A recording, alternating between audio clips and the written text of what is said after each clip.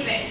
I want to inform you all that we have organized this event under IIC, that is Institutions Innovation Council, was established on 21st November 2018 in GIMS Vasanthurst. Since inception of IICs by the Innovation Cell, as per the norms and directives of the Ministry of Education, then the Ministry of Human Resource Development, MHRD, it is established to engage large number of faculty, students and staff in various innovation and entrepreneurship related activities such as hackathons, leadership talks, ideation, workshops, seminars in IPR, entrepreneurship and other competitive events to enhance the innovation and entrepreneurship ecosystem in the institute. It gives me immense pleasure to honor and to introduce our distinguished speaker for the day, Ms. Soma Das. She holds an MPhil degree in mathematics from the University of Delhi. She qualified several prestigious national examinations including CSIR, JRF, AIR 54, UGC NET, AIR 33 and GATE, AIR 355. She was also awarded a scholarship and merit recognition by the Delhi Sanskrit Academy in 2003. With over 9 years of teaching experience, she has taught undergraduate and postgraduate students at institutions including University of Delhi, Chaudhry Charan Singh University and Guru Gobind Singh Intrasta University. She possesses extensive teaching expertise in mathematics across diverse academic programs including BTech, BSc, BCA, BBA and BCom, as well as several other allied disciplines, catering to students from varied academic backgrounds. She is currently pursuing her PhD in mathematics from JP Institute of Information Technology. Her research journey began in the field of complex analysis, where she developed a strong theoretical foundation in advanced mathematical concepts. Currently, her research focuses on fuzzy approximation theory and its modern applications in neural networks, with particular emphasis on integrating approximation techniques with explainable AI (XAI) to develop entrepreneurial and reliable intelligence systems. As a committed academic and lifelong partner, she actively engages in research, faculty development programs, workshops, seminars, and professional certification courses to remain at the forefront of emerging interdisciplinary domains in mathematics and artificial intelligence. I would now like Yashika to welcome Ma'am to the panel. Let's please give them a round of applause.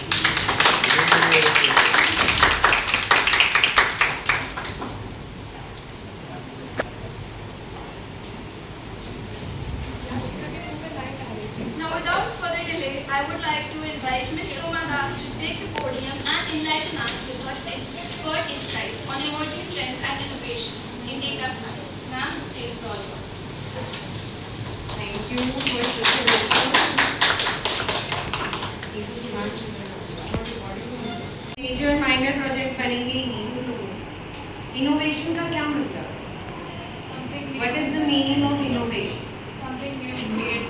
Something new, created, or which have been already developed, उसमें कुछ changes करके new लेके आते हो. Are those going to be the tangible or non-tangible, intangible things? Intangible. Tech वाले तो थोड़ा intangible में जाते हैं. बीसीए का सोच के बताओ, तुम लोग टैंजिबल बनाने वाले हो कुछ या इंटैंजिबल? हाँ, ये भी अच्छा क्वेश्चन है. पता है टैंजिबल इंटैंजिबल?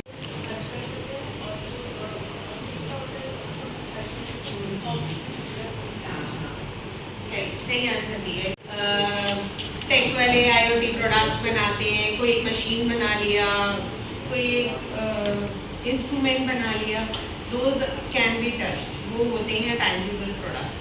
इनटैंजिबल हो गया जैसे कोई सॉफ्टवेयर बनाया तुम लोगों ने, कोई एक टूल बना लिया, हेल्पिंग टूल, या कोई एक छोटा सा एक्सटेंशन ही बना लिया. लाइक ग्रामरली एक्सटेंशन का नाम तो सुना ही है. अब उस एक्सटेंशन को अगर किसी ने अपने उस पर ऐड कर लिया क्रोम पे, तो क्या फ़ायदा होगा? तुम कुछ भी टाइप करो, कहीं पे भी, व्हाट्सएप पे करो, चैट जीपीटी पे करो, वर्ड में करो, कहीं पे भी टाइप करो. अगर वो ग्रामर में कहीं पे मिस्टेक्स हो रही है ना, वो ग्रामरली एक्सटेंशन अपने आप तुम्हें वो मिस्टेक्स बता देता है. ये एक छोटा सा इंटैंजिबल प्रोडक्ट हो गया जो कि एक इनोवेशन है. Okay, so let us first discuss what is the proper definition of innovation. It can be a method, it can be a tangible thing, it can be an intangible thing. Okay, so अभी से मैंने इसीलिए बहुत बार बोला है first year के students को अभी से अपने किसी ना किसी आइडिया पे काम करना शुरू कर देना चाहिए, बिकॉज आगे जाके तुम लोगों को मिनी माइनर और मेजर प्रोजेक्ट्स पे करना होगा एंड देयर विल बी उस टाइम पे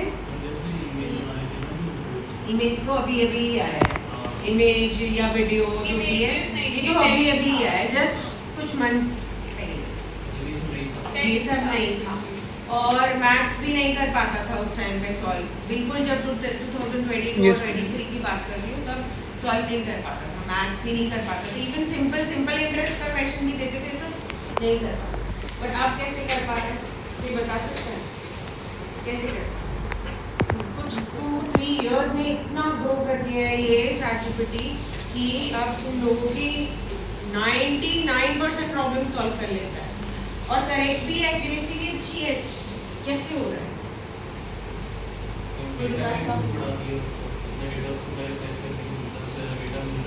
डेटा मिल कैसे रहा है? नहीं, बैकएंड से नहीं, इससे ज्यादा हमारे यूज करने से उसको डेटा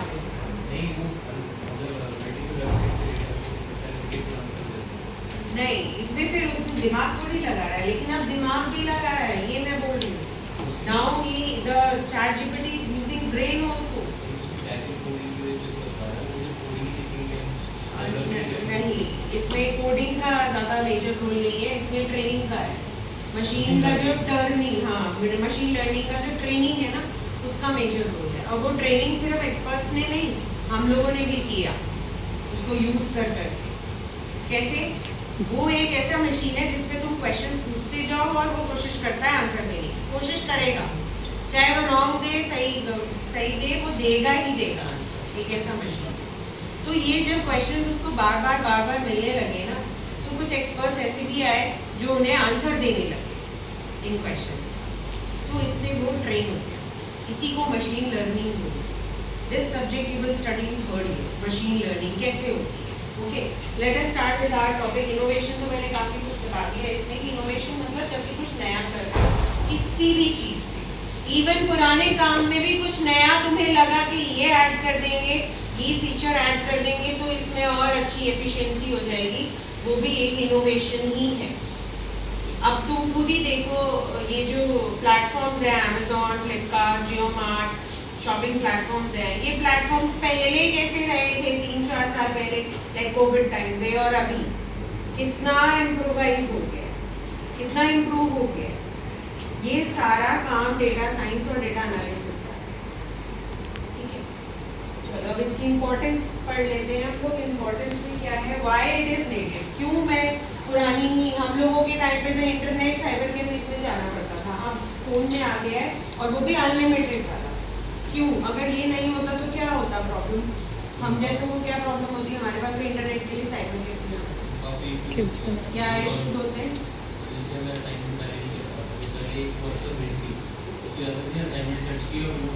मतलब कोई भी वर्ड या कोई भी टॉपिक समझ नहीं आया तो यूँ हमने गूगल किया या AI किया, बता दिया उसने. तो हमारी खुद की ग्रोथ के लिए ये इनोवेशन जरूरी है. इंटरनेट अब हमारे हाथ में है, पहले साइबर कैफे में था और हाथ पे है. ठीक है, और एफिशिएंसी भी बढ़ा दी उसने. कहाँ मुझे एक टाइम स्लॉट बुक करके साइबर कैफे में बैठना पड़ता था, अब यूँ सेकेंड्स में मेरा वो प्रॉब्लम का सोल्यूशन मुझे मिल जाता है बाय यूजिंग द AI और बिकॉज ऑफ अनलिमिटेड इंटरनेट है. और ये भी इनोवेशन हुआ ना इंटरनेट की दुनिया में, मेरी एफिशिएंसी बढ़ गई. ये मैं एक एग्जांपल लेके बता रही हूँ, तुम लोग ऐसे किसी भी डोमेन का एग्जांपल लेके बात कर सकते हो कि it has increased our efficiency. Amazon का भी एग्जांपल दिया था, 4 साल पहले शॉपिंग करने में कितना टाइम लगता था और अभी कितना टाइम लगता है. तुम्हारे पास्ट रिसर्च, पास्ट जो ऑर्डर्स हैं उसको ऑब्जर्व करके कुछ सजेशंस देता है, देखा होगा कभी, नोटिस किया हो. नहीं किया है तो आज के लेक्चर के बाद जरूर नोटिस करना. जो भी प्लेटफॉर्म तुम लोग यूज करते हो अगर उन्होंने इनोवेट किया है अपने प्लेटफॉर्म को तो तुम्हें ये सजेशन ज़रूर दिखेंगे. Preferred size, if you are buying a shoe और ड्रेस और एनीथिंग, प्रेफर्ड साइज भी, प्रेफर्ड ब्रांड्स भी, ये सब तुम्हारे पास्ट ऑर्डर्स को वो ऑब्जर्व करके तुम्हें प्रेजेंट कर देता है. हमारी चॉइस की चीज़ें तुम्हें दिखाता है. ये सारा डेटा एनालिसिस हो रहा है. डेटा साइंस एक मेजर सब्जेक्ट है. It can solve complex problem. Innovation करते रहेंगे तो कॉम्प्लेक्सिटी कम होती जा रही है. हमारी पहले हम बहुत सोचते थे एक एक मैथ्स की प्रॉब्लम, या तो यूट्यूब देखते थे, फिर उसको समझते थे, फिर प्रॉब्लम को सॉल्व करके प्रैक्टिस करके देखते थे.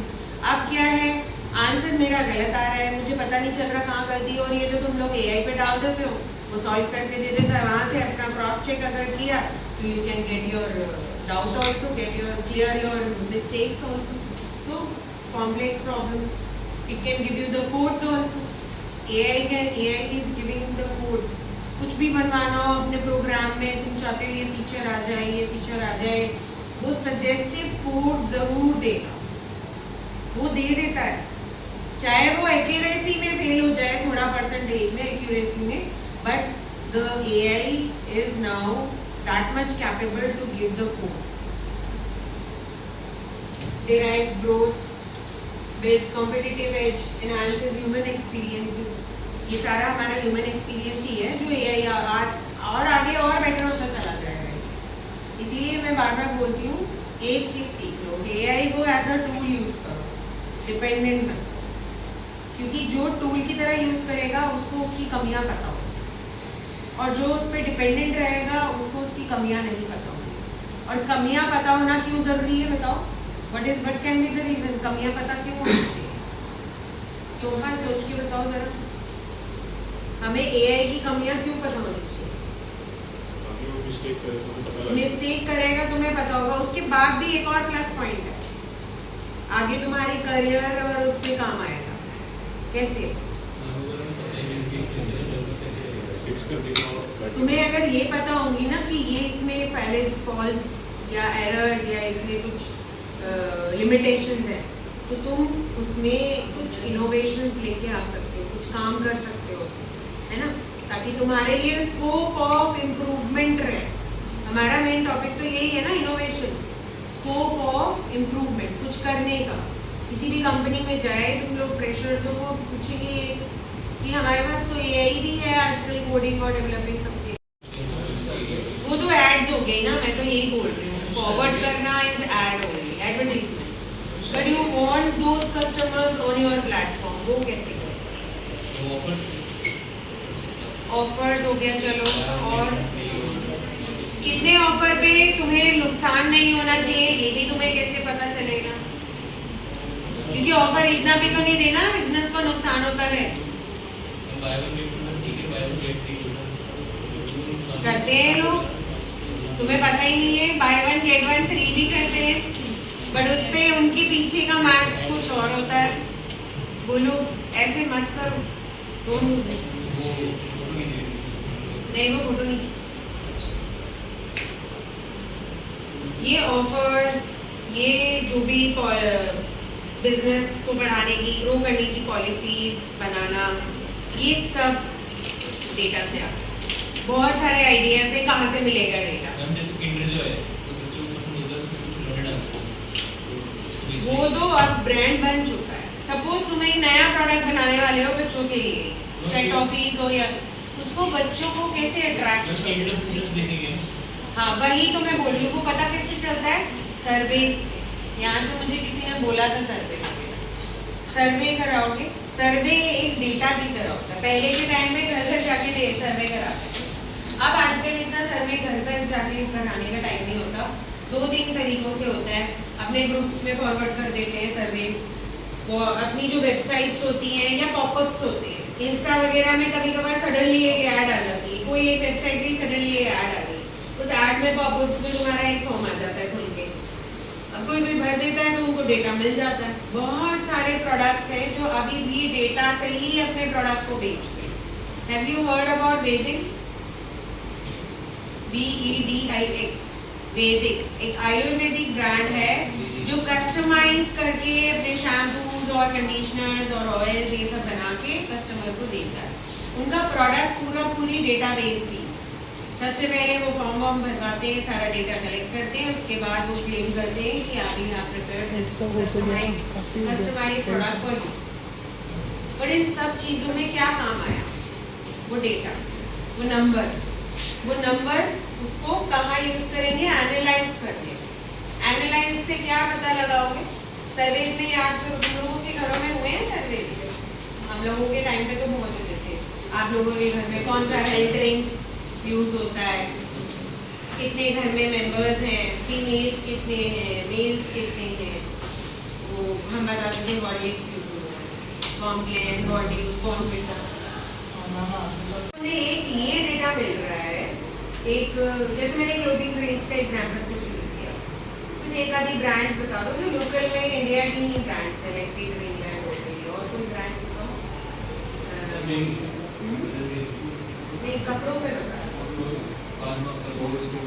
चलो ये 2-3 ब्रांड्स हो गए।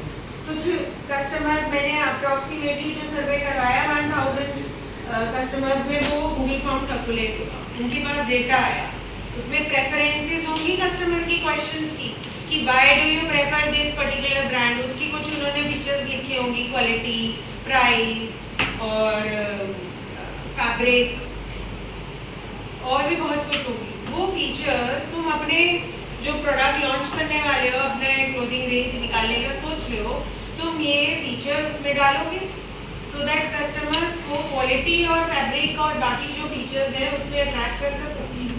ऐसे ही डेटा काम है, और ये थियोरेटिकली ऐसे मुंह ज़बानी नहीं होगा। इस डेटा को कलेक्ट करके एनालाइज करने के लिए डेटा साइंटिस्ट चाहिए। ये एक प्रोफाइल है जॉब की, डेटा साइंटिस्ट।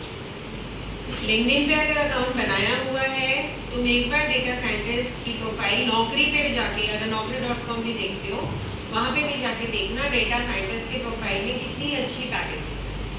तो those who feel that they are good in stats or math, they can go in this field, data science. Okay? चलो, अब ये तो मैंने बात कर ली। अब डेटा साइंस में मशीन लर्निंग भी करा रहे हैं, सब करवा रहे हैं डेटा। मशीन लर्निंग कर रहे हैं, डेटा साइंस का जो इंट्रोडक्शन है बट सेकेंड ईयर में ही आता है।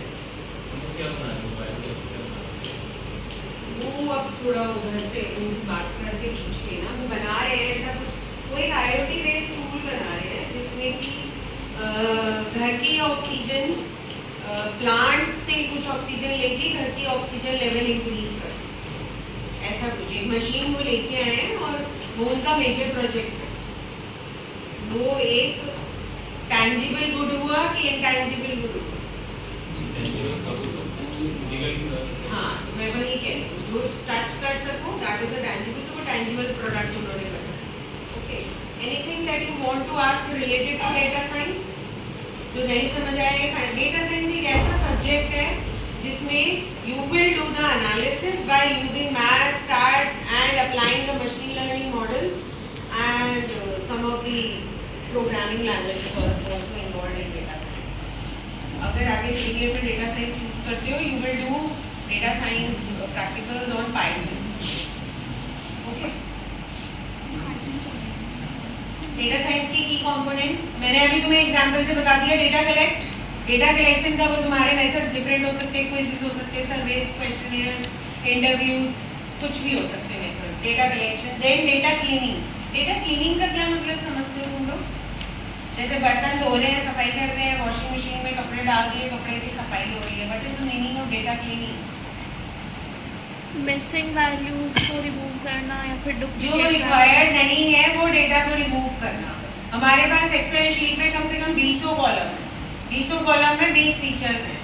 20 फीचर्स में बहुत सारी और चीज़ें भी पूछी थी हमने, लाइक कितने मेंबर्स हैं, क्या एजुकेशनल क्वालिफिकेशन है, घर में कितने रूम्स हैं, वो सब। तो अगर मैं एल्ड्रिंग का एनालिसिस करना चाह रही हूँ तो may be that data is not that enough, किसी और के लिए इनफ काम आ सकता है। मे बी पेन्स और बाकी कंपनीज हैं उनके लिए काम आ सकता है वो data, but depending upon your target there will be some data which is not useful for you. If you remove that data, that is called as data cleaning. और raw data भी होता है. Raw data हो गया ये जो surveys हर जगह जाके करते हैं ना, that is very raw data. वो भी data cleaning होने के बाद ही analysis कर सकते हैं. जितना चाहिए वो data उठाया, फिर उसमें analysis किया, उसका mean निकाला. मीन निकाल के ये पता चला कि एवरेज इतने लोग पसंद करते हैं ये प्रोडक्ट. ओके, डेटा क्लीनिंग होगी, डेटा एनालिसिस उसके बाद ही आएगा. क्लीन करोगे जितना डेटा चाहिए, फिर उसका एनालिसिस कि मैक्सिमम लोग इस पर्टिकुलर ब्रांड को पसंद करें. ओके, डेटा विजुअलाइजेशन, एनालिसिस से ज़्यादा विजुअलाइजेशन. तुम लोगों का क्विज वगैरह हम कंडक्ट कराते हैं, ठीक है, सारे फैकल्टीज लेते हैं. मैंने नहीं लिया, पिछली बार तो लिया था. मेरे पास इतना टाइम नहीं है कि 60 + 60 इवनिंग के 120 स्टूडेंट्स का मैं मार्क्स देखूं कि एवरेज क्या आया. गूगल फॉर्म में एक अच्छा टूल होता है, डेटा विजुअलाइज करके दिखा देता है. एक पाई चार्ट बना के दे देता है कि 25 मार्क्स लाने वाले 80% बच्चे हैं, 90% बच्चे हैं. That is data visualisation. जब तुम्हें पाई चार्ट, ग्राफ्स या कोई भी डायग्राम में डेटा दिखाया जाता है, that is data visualisation. Okay, ये डेटा विजुअलाइजेशन भी एक सब्जेक्ट है तुम लोगों का थर्ड ईयर में. Okay, then comes our machine learning. अब हमें समझ आ गया यहाँ तक सारा, उसके बाद हम मशीन को सिखाएंगे. That is machine learning. ये मशीन को क्रिएट ह्यूमंस ने की है. Machine will create errors, they will make errors. और उनके एरर्स को ठीक कौन करता जाएगा? हम लोग ठीक करेंगे. तभी मैंने कहा AI यूज करो, बट उसके लूप होल्स और एरर्स तुम्हें पता होने चाहिए, ताकि तुम ही लोग ठीक करो आगे. वही इनोवेशन हो जाएगा. ये these are the trending things that is happening in data science, and you can call it as an innovation also. पहले का अगर पुराना याद हो, 4-5 साल पहले का अपना नेटफ्लिक्स या और भी कोई OTT प्लेटफॉर्म याद करो जो तुम लोग वॉच करते हो, उस टाइम के और अभी के टाइम में क्या डिफरेंस आया? बता सकता है कोई? 4-5 साल पहले नेटफ्लिक्स कैसा था और अभी कैसा?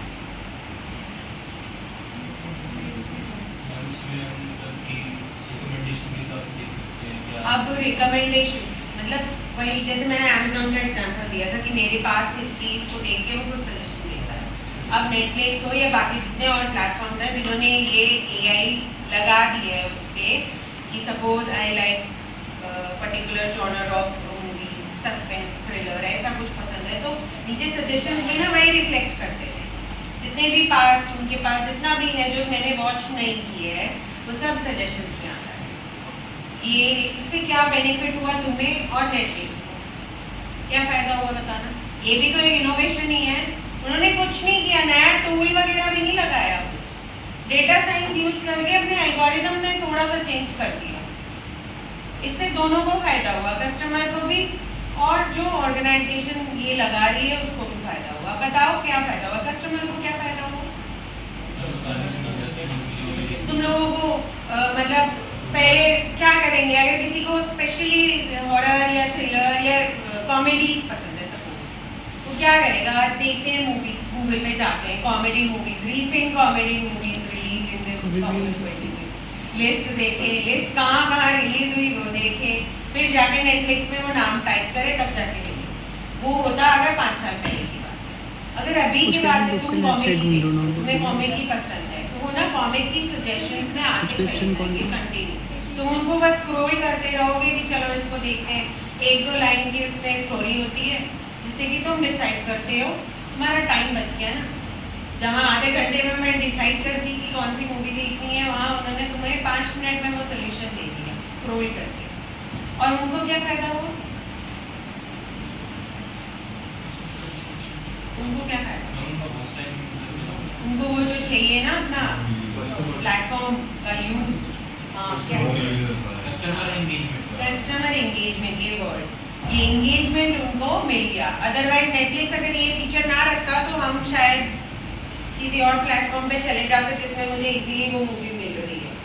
अगर मेरे पास सब्सक्रिप्शन है, नहीं भी है तो आजकल तो यूट्यूब पे भी बहुत कंटेंट है जो इजीली अवेलेबल.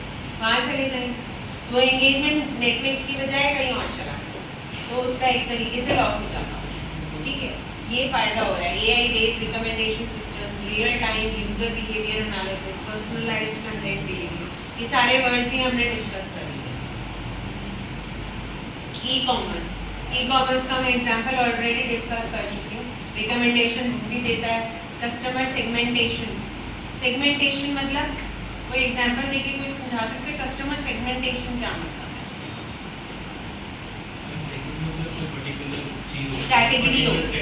कैटेगरी क्लोथ हो गया, प्लांट हो गया, घर की डेकोरेशन की, फर्नीचर हो गया, ये सब कैटेगरी।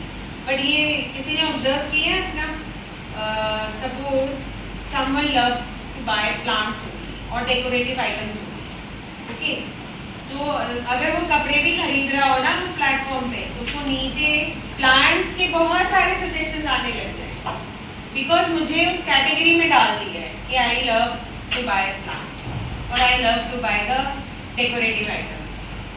तो कस्टमर्स का सेगमेंटेशन वो खुद करते हैं फिर, और ये बाय अब तो मैनुअली ज़्यादा नहीं हो रहा है, अब हर जगह AI से ही हो रहा है। वो खुद, उनके पास भी डेटा जा रहा है अमेजोन के पास, उससे क्या फायदा होगा? वो डेटा ना वो आगे भी भेजेंगे। आगे किनको भेजेंगे? वो उन कंपनीज और ऑर्गेनाइजेशंस को भेजेंगे जो ये प्रोडक्ट्स बना रहे हैं, प्लांट्स की दुनिया में जो और नए नए ब्रांड्स आ रहे हैं, या डेकोरेटिव में या फर्नीचर में जो नए नए ब्रांड्स मार्केट में आ रहे हैं ना, ये डेटा उनके पास जाएगा अपना बिजनेस ग्रो करने के लिए। कि हमारे प्लेटफॉर्म में इतने million people they use to engage for furniture, they used to engage for clothes. They will give that data to the, especially to the new.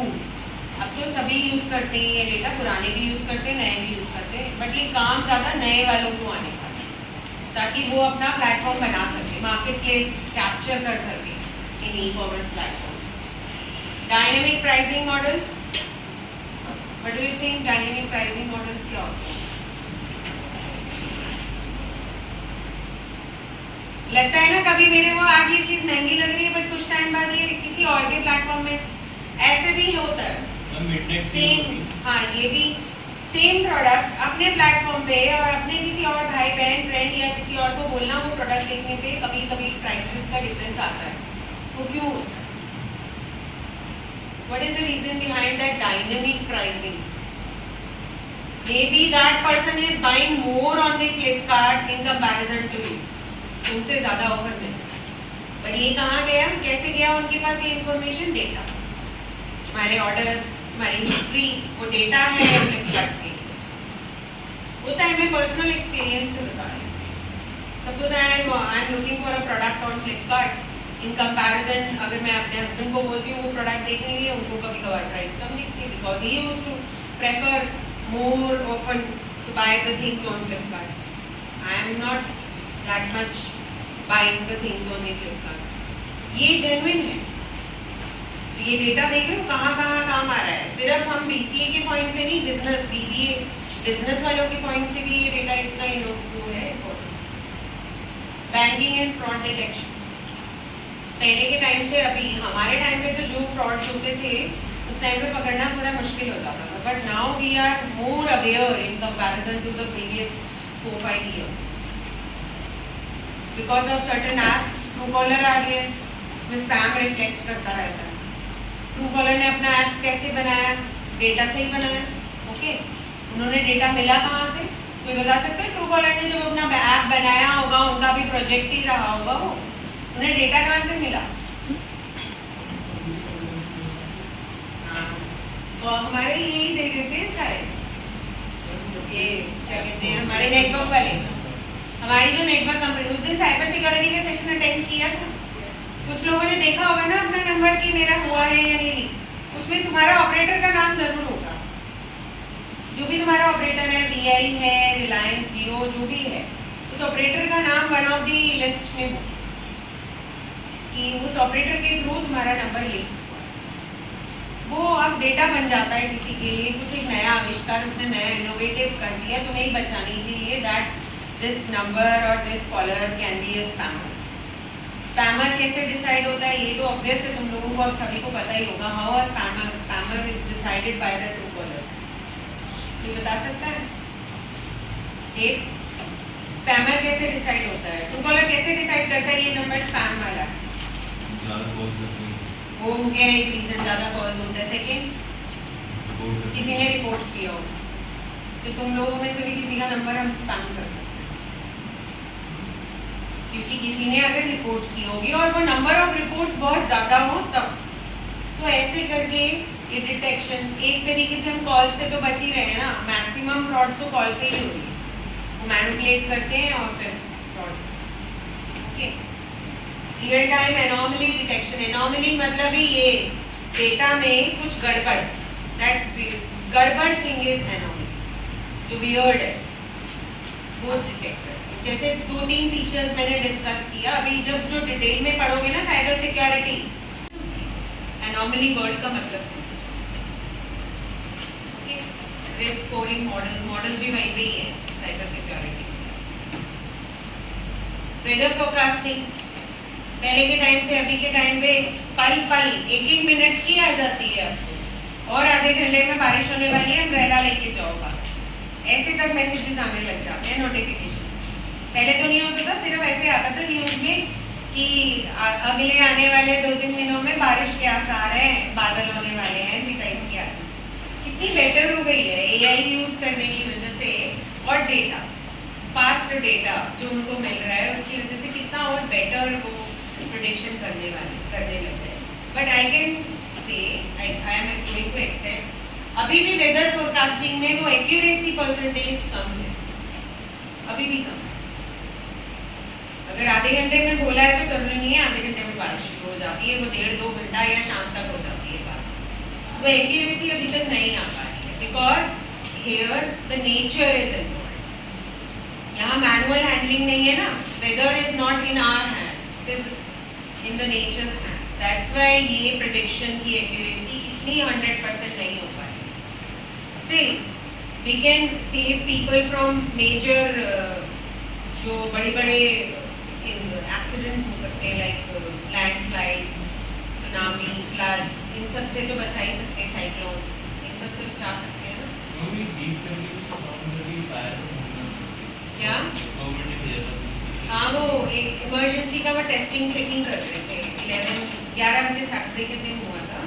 सबके फोन में आवाज आई होगी, I was also in the campus, मैं भी थोड़ा डर गई थी कि सडनली आवाज आ गई, बट वो मैसेज आ गया था, मैसेज रीड कर लिया था।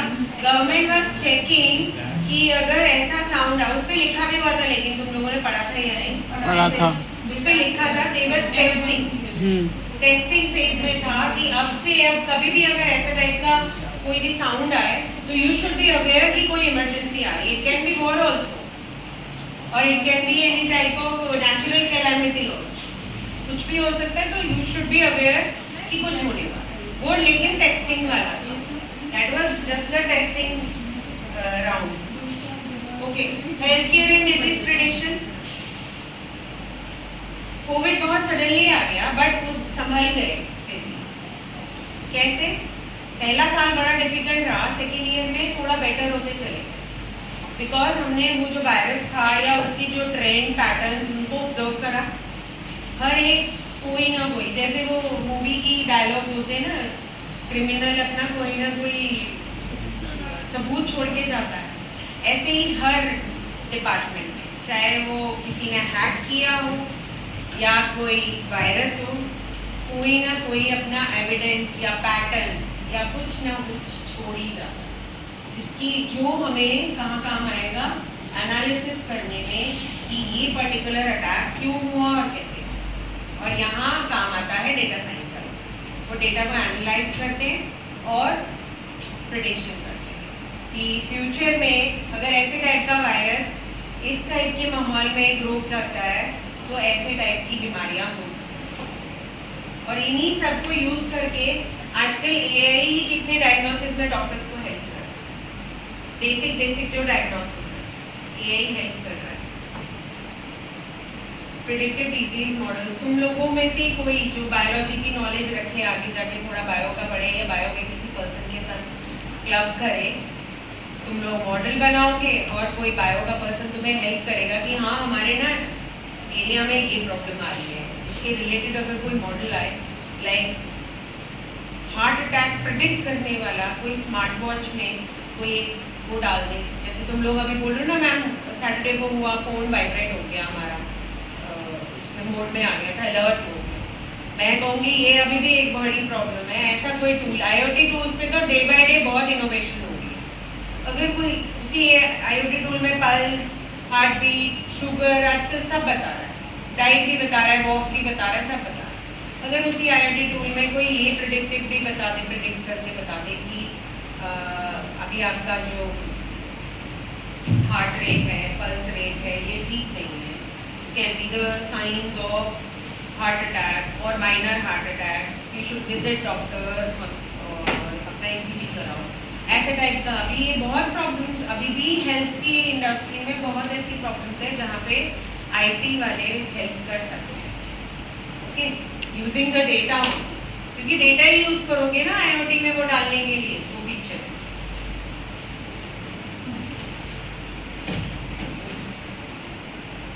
Last one, the social media analytics. ये तो डिजिटल मार्केटिंग की दुनिया, अगर तुम्हें पता है तो तुम्हें ये चीज पता है। अगर कोई पर्टिकुलर प्रोडक्ट पे तुम सर्च कर रहे हो, नया है, वो तुम्हें हर प्लेटफॉर्म पे दिखे, इंस्टाग्राम, फेसबुक, स्नैपचैट, ट्विटर, या नॉर्मल न्यूज़ भी खोल के देखा है ना तो न्यूज़ के एड्स में दिखता है, यूट्यूब पे। ये कैसे होता है? उन्हें कैसे पता चलता है कि मैं पर्टिकुलर ब्रांड का शू ढूंढ रही हूँ या कोई ड्रेस ढूंढ रही हूँ या कोई पर्टिकुलर ब्रांड का कॉस्मेटिक ढूंढ रही हूँ? उनको कैसे पता? फेसबुक, इंस्टा को कैसे पता चला? कोई बता सकता है कैसे पता चला? हमारे यूज से पता चला, और वो यूज भी देखा जाए तो एथिकल नहीं है।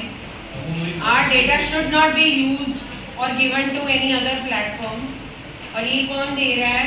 आवर फोन्स, हमारे जिस भी ब्रांड के फोन्स हमारे पास हैं वो ये एक्सेस अलाउ कर रहा है, and it should not be allowed ethically, because अभी तक तो प्रमोशंस में काम आ रहा है, ब्रांड प्रमोशंस में काम आ रहा है तो अच्छा है, सभी के लिए भला हो रहा है, बट यही डेटा मिसयूज भी हो सकता है, और जो कि होता है। वहीं पे फ्रॉड्स और ये सब साइबर अटैक्स होते हैं।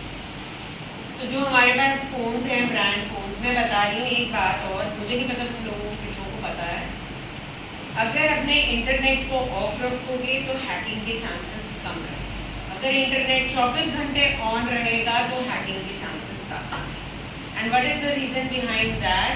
यू कैन, आप इस पे ट्रस्ट कर लेना, हमारी हर पल की बात रियल में पहुंच रही है किसी न किसी, इवन वी आर कम्युनिकेटिंग, ये भी जा रहा है। बट अगर इंटरनेट ऑफ है then you are little bit safe, वो परसेंटेज ऑफ जो सेफ का है वो तुम बढ़ा लेते हो। And this is my personal observation, मैं बता रही हूँ, अगर इंटरनेट ज़्यादा से ज़्यादा अपना ऑफ रखोगे, अनलिमिटेड है इसीलिए सबका खुला ही रहता है, ऑफ रखोगे वो जो अटैक्स, फ्रॉड्स और इन सब के चांसेस कम है, ठीक है। अब तो सभी यूज़ करते हैं, मैंने बताई थी ना, मेटा जो कि फेसबुक है, फेसबुक को मेटा बोलते हैं, ट्विटर, इंस्टा, सब यूज़ करते हैं।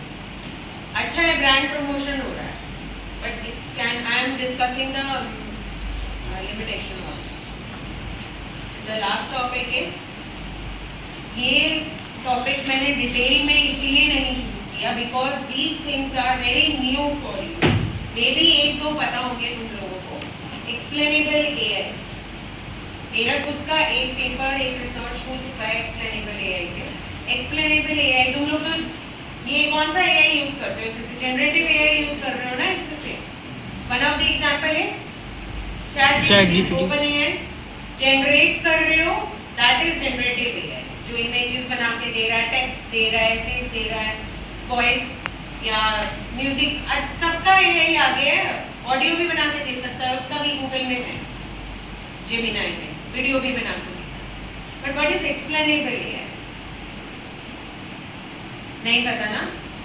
एक्सप्लेनेबल AI वो AI है जो कि तुम्हें एक्सप्लेन करे कि ये पर्टिकुलर आउटपुट अगर आया है तो क्यों आया,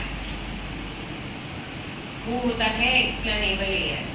और इसके जो दो मेजर टूल्स हैं, क्योंकि तुम इवन आज के लेक्चर के बाद अगर गूगल करते हो,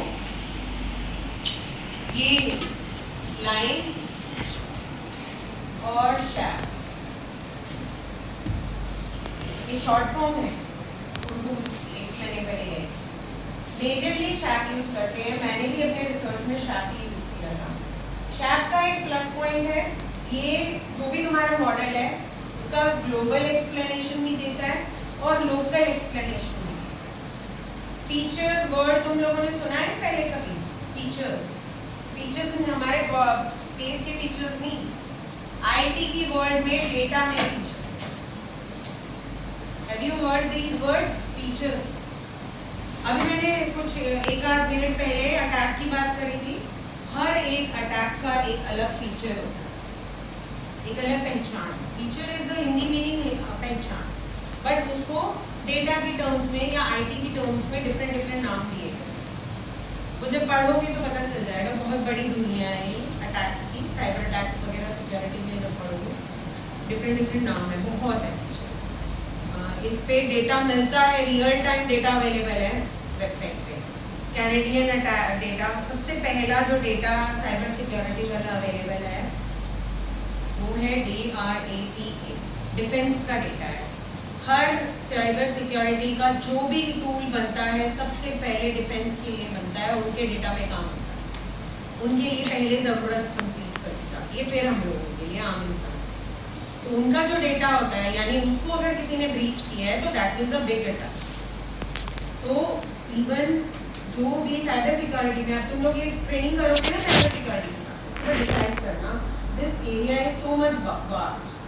if you apply data science in your cyber security domain, बहुत वो है इसमें स्कोप है, क्योंकि डे बाय डे अटैक तो कभी खत्म नहीं होगा। You can innovate many new things by this. और लाइन क्या है? वो लोकली काम करता है, मतलब जिस पर्टिकुलर फीचर पे तुम्हें पता लगाना है कि क्यों हुआ है वो उसका पता है। तो यू मोस्टली टेक्स्ट, इमेजेस और क्या कहते हैं, वहीं पे कोई ना कोई नोड या कोई टूल लगा दिया है और वो मशीन, हमारा IoT टूल खुद एनालिसिस करके तुम्हें बोल रहा है, that is edge analytics. AI powered cyber security क्या है? साइबर सिक्योरिटी में अगर AI का यूज कर रहे हैं, जो कि तुम लोग बहुत अच्छे से फर्स्ट ईयर और सेकेंड ईयर के ट्रेनिंग सेशन में पढ़ते हैं।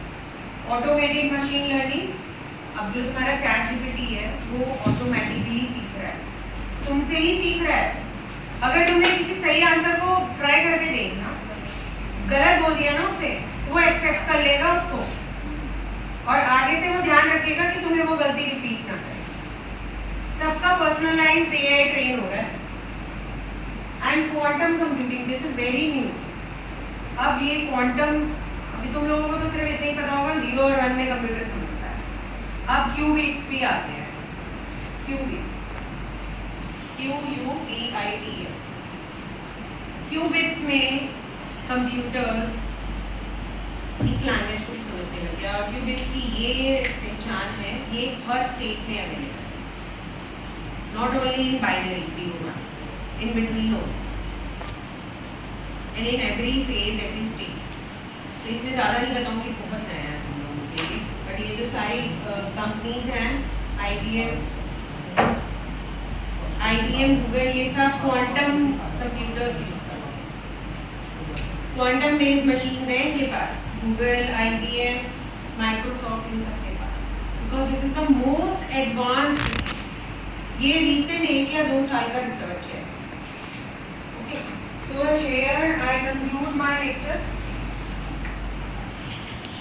With this, data science is not just analyzing data, it is creating intelligent innovations that shape the future. Okay, thank you. Any questions? कोई नया कुछ लगा कि नया सीखा? कुछ तो पता होगा, बट कुछ नया भी है। ML वगैरह पढ़ोगे, ML और डेटा साइंस पढ़ोगे ना, तब रिलेट करोगे।